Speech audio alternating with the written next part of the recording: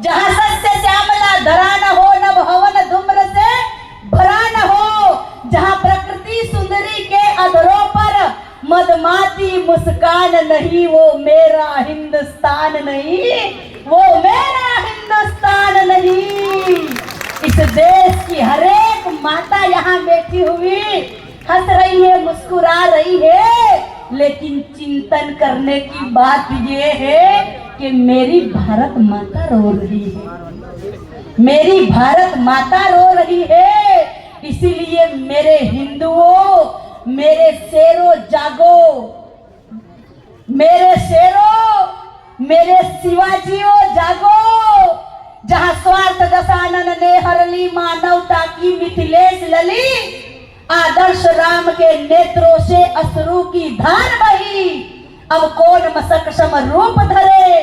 जहाँ प्रगट पराक्रम ज्ञान रूप श्री राम भक्त हनुमान नहीं, वो मेरा हिंदुस्तान नहीं, वो मेरा हिंदुस्तान नहीं।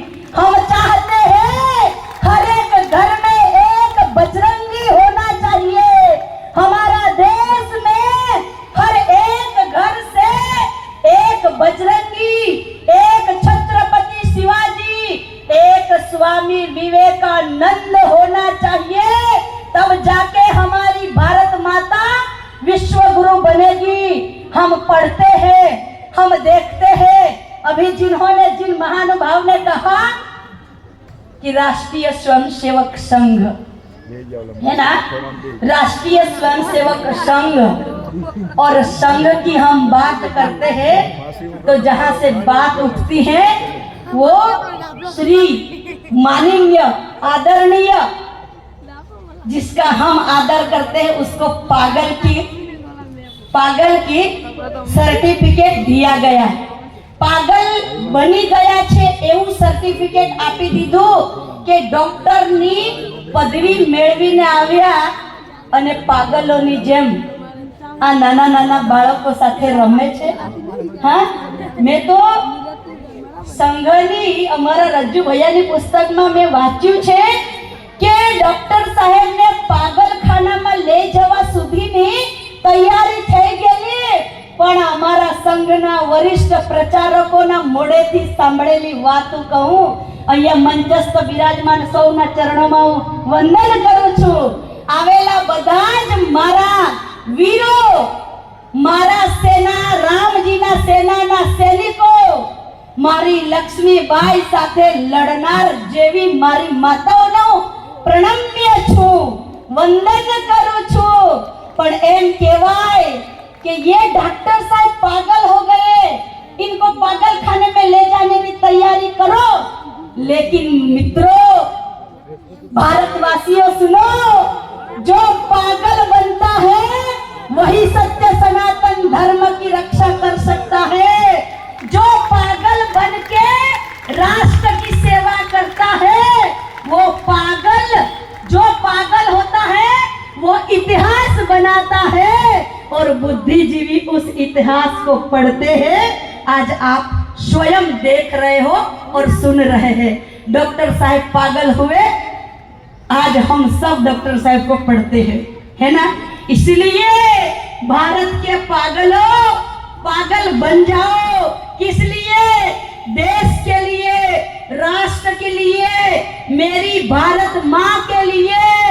लेकिन मैं इतना कहना चाहूंगी, ये सत्य सनातन धर्म आदि अनादि काल से है, रहेगा और रहने वाला है। सुनो, दीदी माँ कहती थी कि जो सनातन नहीं मिटा कंस की हुंकार से, जो सनातन नहीं मिटा लंकेश की तलवार से, वो सनातन क्या मिटेगा? ये छोटे मोटे विधर्मियों से मिटने वाला नहीं है। लेकिन मेरे भारतवासियों, मेरे सनातनियों, अब तो जागो, अब तो उठो, अब तो जागना पड़ेगा। मेरी माताओं, आपके लिए मैं कहना चाहूंगी कि राष्ट्रीय स्वयंसेवक संघ ये भाइयों के लिए आया, लेकिन क्या बहनों के लिए कुछ नहीं है? जानकारी नहीं है तो मैं आज बताना चाहूंगी, हर एक समाचार पत्र में एक एक दिन में आप लोग पढ़ते होंगे कि कोई 9 साल की बेटी का बलात्कार हुआ, कहीं पढ़ते हैं कि 5 साल की बेटी का बलात्कार हुआ। ये सरकार कब सजा देगी ये हमें नहीं मालूम है, लेकिन आपकी बेटी को समिति के वर्ग में भेजो, आपकी बेटी को दुर्गा वाहिनी के वर्ग में भेजो, आपकी बेटी को चांद जैसा नहीं सूरज जैसा फौलाद बना के ये मेरा संगठन भेजने की ताकत रखता है। आपकी बेटी के सामने यदि लव जिहादी कोई आ जाएगा तो आपकी बेटी के सामने देखने की हिम्मत नहीं करेगा। आपकी बेटी के सामने देखेगा तो वो दुर्गा वाहिनी का वर्ग करके आई हुई मेरी बेटी मेरी बहन, वो उस विधर्म की आंख नोच के हाथ में देने की ताकत रखने वाला ये संगठन शिक्षा देगा। जानकी बहन, सही बात है ना? सौम्या नाम है और तलवार चलाती है तो जैसे लगता है खूब लड़ी मर्दानी, वो तो झांसी वाली रानी थी। और हर एक घर की बेटी को झांसी वाली रानी बनना पड़ेगा, हर एक घर की बेटी को दुर्गा बनना पड़ेगा।